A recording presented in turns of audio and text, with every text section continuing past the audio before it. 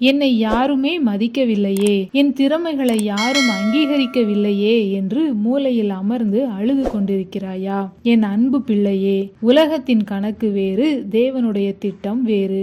மனிதர்கள் யாரை ஒன்றுக்கும் உதவாதவர்கள் என்று தூக்கி எறிந்து விடுகிறார்களோ அவர்களைத்தான் தேவன் தனது வல்லமையின் கருவியாக தெரிந்து கொள்கிறார். வீடு கட்டுகிறவர்கள் ஆகாதென்று தள்ளின கல்லே மூளைக்கு தலைக்கல் ஆயிற்று, இது கர்த்தரால் ஆயிற்று, இது நம்முடைய கண்களுக்கு ஆச்சரியமாய் இருக்கிறது என்று சங்கீதம் 118 அதிகாரம் 22-23 வசனம் சொல்லுகிறது.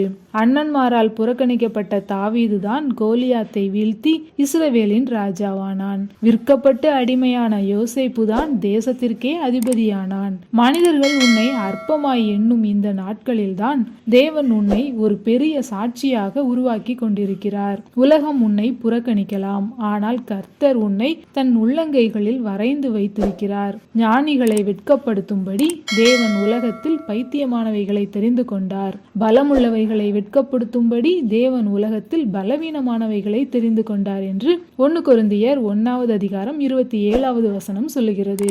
இனி உன்னை ஒதுக்கியவர்களை பார்த்து சோர்ந்து போகாதே. உன்னை உயர்த்த போகிற கர்த்தரை நோக்கிப்பார். உன்னை தள்ளியவர்கள் முன்னிலையிலேயே உன் தலையை அவர் உயர்த்துவார்.